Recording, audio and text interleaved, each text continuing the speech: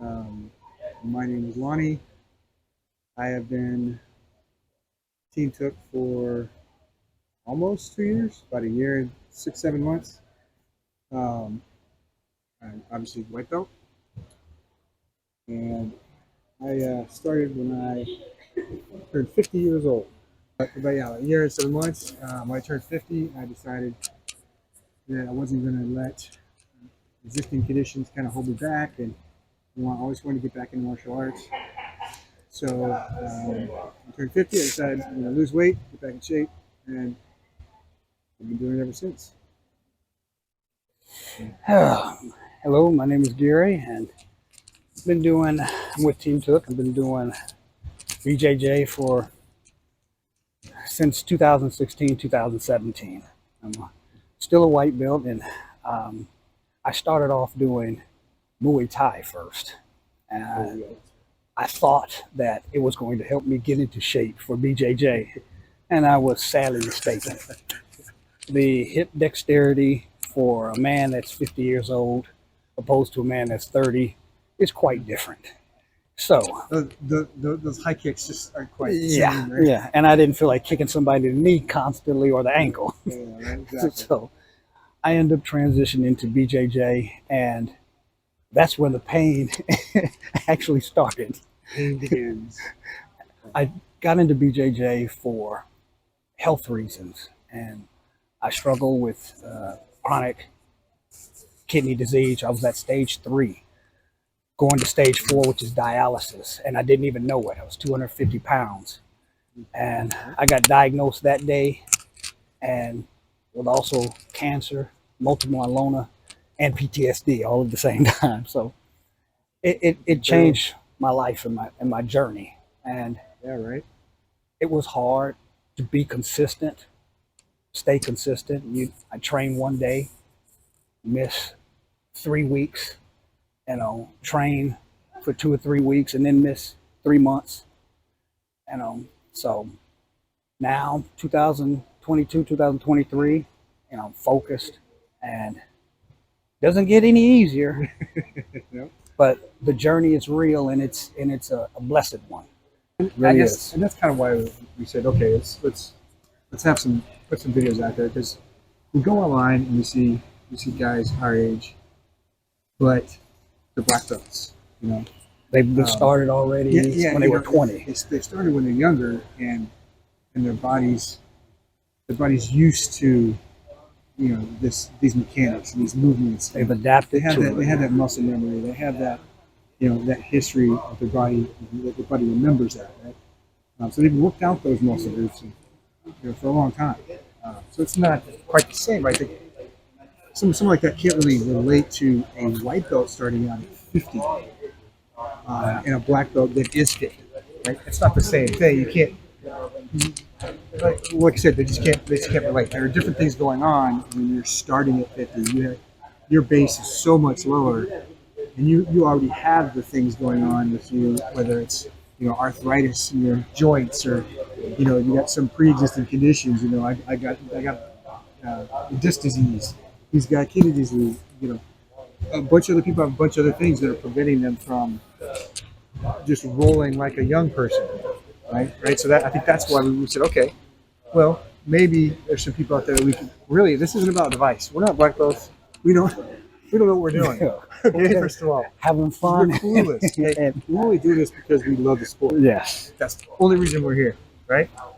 We made a decision that said this is a priority over other things in our life, right? We said this is a priority, so we're doing it on a regular basis, trying to be consistent. That's it. Remember, iron sharpens iron. At this point in stage in your life, you need that motivation to get up off that couch. You need that motivation to eat clean. I got so many friends and so many colleagues that are unhealthy at 50, that are overweight, that that they're just having a hard time, and they don't go to the doctor regularly. They don't do those things regularly, so they don't know about their health. Yeah. And this right here, this is a full body workout. This is yoga. This is martial arts, teaching you how to defend yourself. This is physical fitness. So I All rolled mean, into one. you're getting your mental, as well as your physical, and you can touch off into the spiritual if you want to get into meditation or something along that lines. Sure. But I mean, just the journey in itself and the friendship and camaraderie. Yeah, and Is you got a amazing. team too. That's true. You got people that can push you. You know, people that can keep you going. It's not going to a weight room and throwing up static weights all the time. It's not. You're not on your own. Kind of. You've got a brotherhood. You've got a sisterhood that keeps you going. I Right. can say this much as far as when I said the camaraderie. Lonnie and I have been ex-military, and being a DAV, you have a lot of veterans here, and sometimes you come in, you may have PTSD, and you come in, and that other veteran understands what Absolutely. you're going through. Yep. They may not understand at home, they may not understand at the job, Yeah. but here, when you're on the mat, that other veteran understands, and he's here to work you out and get you through it. Yeah. And that's why I show up. That's why I show up. And you can leave all that stuff kind of behind, right? You can, for an instant, you're just having fun. You're not really, you're getting your butt kicked, but you're having fun, right? And I mean, for me, when I first began, you were talking about how you were overweight. I was 265 pounds. Yeah, I was 250. 250, and now I'm only 200 pounds, but I'm getting ready for a tournament this weekend, so it's different. But usually I roll around 210, 215. How about you? I'm down about 195. That's usually when I'm at. See what I mean? That's crazy. And I got down to 200 in my first 6 months. Now, granted, that was doing a combination of Muay Thai and Jiu-Jitsu, and I changed my diet. So you got to take that with a grain of salt. But I did lose a lot of weight, and so did he. And it's just. It's typically said that you can lose anywhere from 800 to 1,000 calories in 1 to 1.5 hours of jiu-jitsu. Yeah. And that's proven fact. Yeah, if you go hard at it, man, it'll happen. I never leave the gym soaking. I'm always soaking wet. Yeah. I got to wash my gis and clothes. We thank Professor Travis for that. He keeps it like 80 degrees in there. Yeah. It's ridiculous. But that's neither here nor there. We're not. Well, I guess we are complaining. This is you're an old man. complaining and commiserating series that we have here. Okay, so just get used to it. And at 50, we can't complain. You're gonna hear a lot of complaining on this channel, and that's kind of what we want this to be. Is like we said, we want to commiserate with all the guys we see on the Facebook groups, with online that leave comments. They're always commenting, "Hey, I'm 50, I'm 60, I'm whatever. I'm just starting out." It is hard rolling with these young kids. Yes. As a 50-year-old or 60-year-old, it is hard work. Yes, it is. Yes, it is. But you got to be realistic with yourself. At least me. I had to come to realization real quick. I'm not in my prime anymore. Okay, I'm not going to be Pan Am or World. None of that. That's not in the cards, right? I'm not an MMA fighter. None of that. Okay, for me, it's about the art. It's about getting healthy, staying healthy, and enjoying myself. You right? can live vicariously through other folks. Yeah. We'll go to tournaments and support them or hoorah and all that. That's fine. But I'm come to that realization real quick. Yeah. Kill that off. Just put that to the side. Yeah. And then Those Rambo come back days down to earth. are over. Now, I'm just saying, you guys want to go full board and be the best in the world at 50. Okay, that's on you. Have Good at for you, it. brother. But that is not us. Yeah. So we're the Rollin Oldies for a reason. So we just want to say, hey, look, this is what we have to do to stay on the mat, right? Whether it's changing our diet, Diets, yoga, not so much just yoga, but mainly stretch sessions or mobility, flexibility, yes, agility. Stretching before the mat. Like, Oh, yeah. I mean, for us, it is mandatory at my age. For me, Yeah. I say the class starts at 6 o'clock. I have to get here at 5:30. I have to put in about a good 15 to 20 minute warm up For sure. before the warm up of the class, because the warm up of the class is the 20 to 30-year-old warm up. Yeah. Right? It's the crucible of the It's a higher level 50-year-old. warm up. I need the slow 50-year-old Yeah. warm up to get to that. Yeah. Get ready for my joints to move that quick. In other words, you have to work out the hips. I got to work out the workout. right? I don't know how to the explain it, but hamstrings, the quads. it's like a warm up of a warm up. So anyway, but then I just have to do that, or I end up cramping up or something. Yeah. A move is too tight for me, or different things like that. But what we want to try to accomplish in this series is show you the things that we have to go through, right? So, example is, we get in a certain position. Say we're like going through, butterfly dive. Well, this is how I have to adjust for the extra step I have to take to get to where these kids are getting, to get my foot in it, to get my. I was also told by one of the older professors that understood that I was an older student.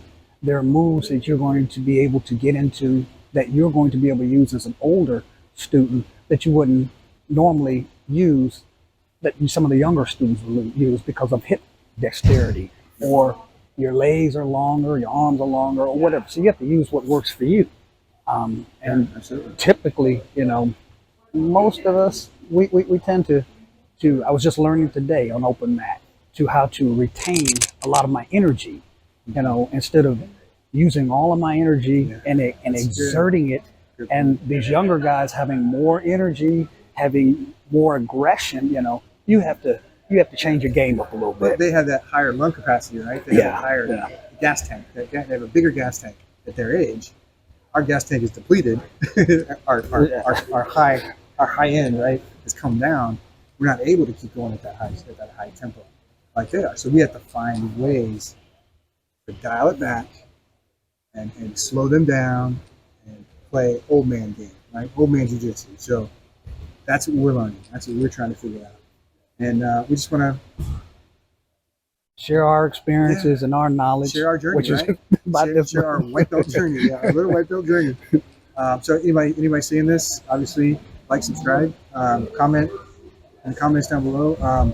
We might, as this gets going, have some live sessions, maybe some guest stars. But I mean, we have a guy just at the affiliate gym he started when he was 60. He is now 66, 65, something like that. Yeah. He's a purple belt. Yeah. And he's inspiration. Very much so. It's awesome.